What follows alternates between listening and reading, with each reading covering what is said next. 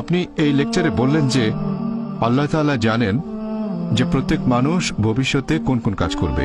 আমরা আমাদের ভবিষ্যতে কি করব, এই পৃথিবী কেন সৃষ্টি হয়েছে, আমি কোথায় পৌঁছাবো, আমি পরের মুহূর্তেও কি করব, সেটা আগে থেকেই ঠিক, তাই না? এখন পরীক্ষা শব্দটা কি এখানে সঠিক? কারণ আমরা যখন পরীক্ষা দেওয়ার কথা বলি যুক্তির সাথে, তাহলে পরীক্ষা এমন একটা জিনিস যার ফলাফল আগে জানা যায় না। এখন আমরা যখনই পরীক্ষা শব্দটা বলি সেখানে ফলাফল অজানা, তাহলে এটা কি সঠিক? কারণ যদি এটা জানা থাকে, আল্লাহ জানেন এর ফলাফলটা কি হবে, আমাদের প্রত্যেকের কি হবে, আর আমরা কে কোথায় যাব, তাহলে আমরা এখানে এসেছি কেন? স্যার আরেকটু বুঝতে পেরেছি। একবার একটা প্রশ্ন প্লিজ। না, এই প্রশ্নটাই শেষ করতে চাই। প্রশ্নটা কমপ্লিট করবেন? হ্যাঁ। আর ছোট একটা ধরেন আপনি একজন বিজ্ঞানী, আপনি কেন একটা গবেষণা করবেন, কিন্তু আপনি জানেন ফলাফলটা কি, তাহলে এখানে এই গবেষণা করার প্রয়োজন কি? ভাই আপনি প্রশ্ন করলেন, ইনশাআল্লাহ অমুসলিম ভাই বোনদের প্রশ্ন করার সুযোগ দেন। আমরা অমুসলিমদের প্রশ্নের উত্তর দিতে চাই। ভলেন্টিয়ারদের বলবো অমুসলিমদের সামনে নিয়ে আসেন। কোনো অমুসলিম থাকলে আপনারা লাইন ভেঙে সামনে আসেন, আমাকে প্রশ্ন করতে পারেন, আমরাও সেটা চাই। ভাই মুর্তজা প্রশ্ন করলেন, যখন কোনো একটা পরীক্ষা নেওয়া হয় ফলাফল আগে থেকে জানা থাকে না, ফলাফল জানা থাকলে পরীক্ষা হলো কোথায়? একটা সায়েন্টিফিক টেস্টের রেজাল্ট আগে জানা থাকে না, রেজাল্ট আগে জানলে পরীক্ষাটা হলো কোথায়? সুন্দর প্রশ্ন। কেউ আল্লাহকে পরীক্ষা করবে না, আল্লাহ সব ফলাফল জানেন, তবে আল্লাহ এই পরীক্ষাটা দিচ্ছেন না, পরীক্ষা দিতে হবে আমাদের।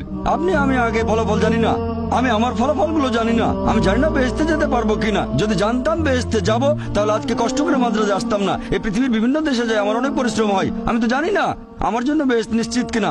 যদি জানতাম নিশ্চিত বেহেশতে যাব, তাহলে খালি খালি কেন ডাক্তারি ছেড়ে দিয়ে দাওয়া দেবো? আমি জানি না, আমি নিশ্চিত না যে বেহেশতে যেতে পারবো কিনা। আমি আল্লাহ তাআলার কাছে দয়া প্রার্থনা করছি, আমাকে দয়া করো, বেহেশতে দাখিল করো। আমি আল্লাহ তাআলার কাছে দোয়া করছি, এভাবে বলবো না যে আমি খুব ভালো দায়িতা বেহেশতে চলে যাব। যে মানুষটা পরীক্ষা দিচ্ছে সে আগে থেকে ফলাফল জানে না। আপনি জানেন না বেহেশতে যাবেন না দোজখে, আমিও জানি না, তবে আল্লাহ জানেন। আমি আমার লেকচারে একটা উদাহরণ দিয়েছিলাম, একজন টিচার যখন পরীক্ষা নিচ্ছেন, অনেক সময় টিচার ফলাফলটা অনুমান করতে পারেন। টিচার জানেন এই ছাত্র পরীক্ষায় ফার্স্ট হবে, তারপরে এই ফেল করতে পারে। তাহলে কি বলবেন যে আমি পরীক্ষা দিতে যাব না? পরীক্ষা দেবেন আপনি, টিচার পরীক্ষা দেবেন না। এখন বিজ্ঞানী যখন কিছু গবেষণা করেন, সেই বিজ্ঞানী আগে থেকে ফলাফলটা জানেন না, সেজন্য তিনি গবেষণা করেন। আল্লাহ সুবহানাহু ওয়া তাআলা কোনো বিজ্ঞানী নন, আমাদের নিয়ে গবেষণাও করছেন না, এটা ভুল ধারণা। আল্লাহ আমাদের নিয়ে এক্সপেরিমেন্ট করছেন না। আল্লাহ সুবহানাহু ওয়া তাআলা আমাদের স্রষ্টা, বিশ্বজগতের স্রষ্টা। তিনি দুনিয়াতে সৃষ্টি করেছেন আমাদেরকে, এই মানুষকে, যাদের রয়েছে স্বাধীন ইচ্ছা, তিনি জানেন। এখন তিনি আমাদের এই পৃথিবীতে জীবন দিয়েছেন, কারণ যদি তিনি এভাবে আমাদের পরীক্ষা না করেন, তাহলে শেষ বিচারের দিনে আপনি আল্লাহ তাআলাকে প্রশ্ন করবেন, আমাকে কেন দোজখে পাঠালেন? যদি আল্লাহ দোজখে পাঠান, এটা আল্লাহ জানেন, আমি জানি না, তাহলে এটা পরীক্ষা। আর আমি আমার লেকচারে বলেছি যে আল্লাহ সুবহানাহু ওয়া তাআলা সুবিচার করেন, এখানে আল্লাহ কোন রকম পরীক্ষা দিচ্ছেন না, আমাদেরকে আল্লাহর কোনো প্রয়োজন নেই। আল্লাহ এমনিতেই সবচেয়ে মহান, আমরা এখানে পরীক্ষা দিচ্ছি আর আমরা ফলাফলটা জানি না।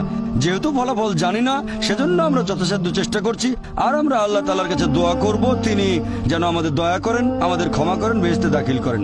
আমিন।